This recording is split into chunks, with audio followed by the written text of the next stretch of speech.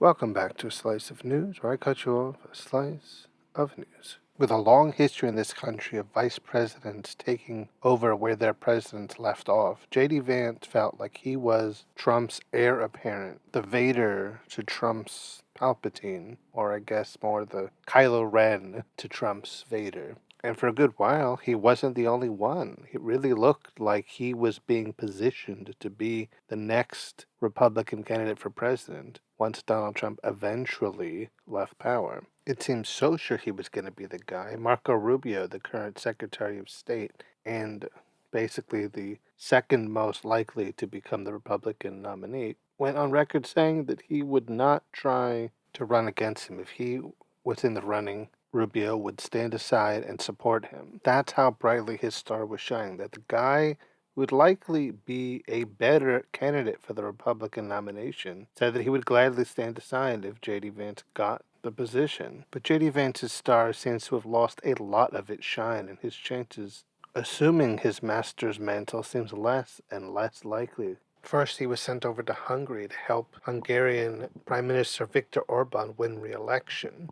Orban was the kind of strongman populist leader Donald Trump admires and wishes he could be, and had oftentimes supported Donald Trump and was seen by him as one of his European allies. So Vance was sent over there, I guess, to help bring support back to him and possibly get him to win. Orban was already lacking in the polls even before Vance arrived, but reportedly once he did, people didn't even know who he was. So he really never, so what utility he was actually going to have there is questionable. And it really doesn't matter because it turns out Orban ended up losing the election and conceded to his opponent Peter Medjár, ending 16 years of Orban rule in Hungary. So while it would be disingenuous to say that J.D. Vance cost Orban the election, he certainly didn't help. And him going over there to support what turned out to be a losing candidate certainly didn't help his image, especially one that had held on to power up to that point over a decade and a half. But even so, this was one of two of Vance's recent public failures in just the last few weeks. He had also been sent to Islamabad to attempt to negotiate a potential end to the Iran conflict and a peace deal. Unsurprisingly, as the conflict is still going on, Vance did not succeed in his goal and was not able to broker any sort of deal between the two sides of this conflict. One might start having to wonder if the JD in his name starts for just disastrous, because it seems like every time he's sent over to do something, the results are just disastrous for the administration. Though when it comes to the Iranian peace deal, or I suppose the failed peace deal, one really has to wonder if he was sent over there set up to fail. The Iranians already were wary of some sort of deal being brokered. And Vance is not a skilled negotiator. He is not a diplomat. He doesn't have the qualifications necessary to do the job that he was sent over there to do. In reality, it would have come as more of a shock as if he had succeeded in his goal. While I suppose reaching some sort of agreement wasn't impossible, it was already pretty improbable even before he showed up. So how he could have realistically pulled off something that even more skilled, more experienced negotiators likely would have struggled with is anyone's guess. But what we do know is these blots on his record certainly are not going to help him in a potential run for the highest office. It's true what they say that people remember your failures far more than they remember your successes, and that is no more true than in politics. Though in J.D. Vance's case, there's a lot more failures than successes, since he really hasn't had much success in his role as vice president. So a future presidential run would have a pretty dry well to draw from. The truth is, J.D. Vance really doesn't have any charisma or personality to speak of. He seems like the kind of guy you forget right after meeting him. And when you try to even think of what his name was, it doesn't come to you. So other than running on being the number 2 guy to the number 1 guy during this second Trump regime, there's really not a whole lot he has to go on. In a lot of ways, J.D. Vance is a nobody with nothing, which actually may be part of why he got the job in the first place. His master Donald Trump has been on record multiple times about how much he dislikes being around people that outshine him. He always likes to be the center of attention, the brightest light in a room, and doesn't like it when people are even anywhere near his level. If there's one thing he could be sure of, it's that JD Vance was never going to be at any risk of outshining him.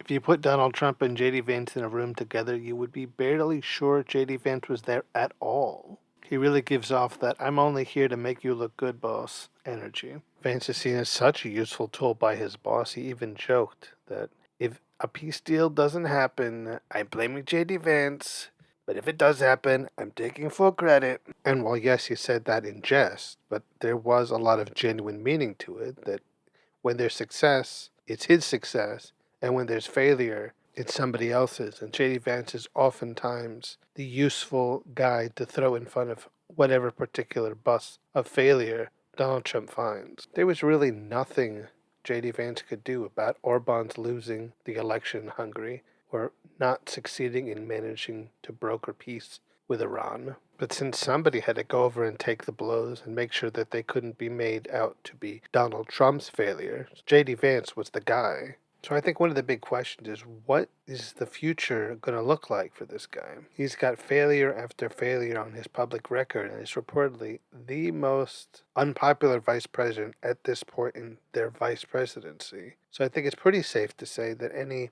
presidential aspirations are most likely going to be relegated to the realm of fantasy and wishful thinking. If it weren't for the fact that JD Vance was such a lousy person in reality, it would be almost sad to see someone go from being a genuine contender to be Donald Trump's successor, at least for the Republican candidacy for president, if not the presidency itself, to a guy whose name is practically synonymous with failure now, and who can probably only look forward to a career on Fox News as a commentator. Once sanity returns to Washington and Trumpism is well and truly dead, his aspirations for more power are likely going to land him nowhere, since it seems abundantly clear that not only would he not excel in the role, but nobody really wants him in that role at this point. When future school children learn about this time in history, they're probably not even going to remember who this guy is. They're going to see his name and just be like, I don't know, I don't recognize that. Because he can look forward to having zero impact on future history. The nation's least popular vice president under the nation's least popular president is probably the highest level he will ever attain. JD Vance has shown himself time and time again to be a useful pawn, someone that is good to be used for somebody else's agenda, but on his own he really doesn't seem to have much of anything going on, which, as I mentioned before, may have been exactly why he was chosen for the position to begin with, that he was never going to have any serious aspirations. He was never going to outshine his leader. He was kind of always just going to be there, or be able to be sent over wherever he's told, to do whatever he's told, and absorb the fallout from any failures that may emerge. As a result, many have wondered why he would even take the job to begin with, to be the equivalent of political cannon fodder. Some have speculated that perhaps he agreed to take the vice presidential position despite knowing what it might entail for him,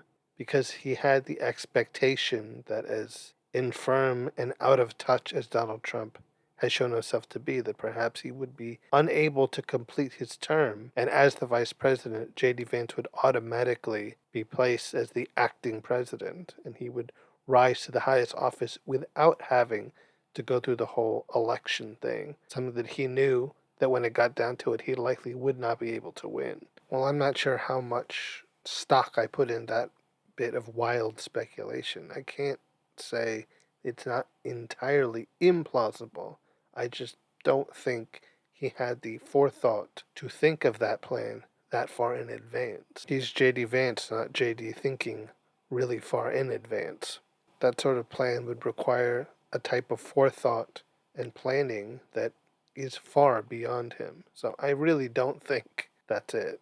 And I think he just got stuck with a lousy position because he thought that maybe it would improve his chances in the future. But really, it looks like it's going to do anything but. The reality is he's just the guy in the room. Also, he has no real ability to lead or inspire people to follow him. So how he would actually think he could leverage his vice presidency into a presidential nomination or even a presidential win is beyond me. So to return to the question of what is next for JD Vance, I think while Trump is still in office, his future is whatever failure mission his great and exalted leader sends him on next. So I suppose wherever the administration's next public failure is set to appear, that's where you'll find him. And post-Trump, I think his future is irrelevancy, maybe Dancing with the Stars if he's lucky. Alright guys, that'll be it for this episode of A Slice of News. I've been your host, Mr. Slice, and until next time when I cut you off another slice of news. And don't forget to rate and review the show on Spotify, Apple Podcasts, or wherever you find it.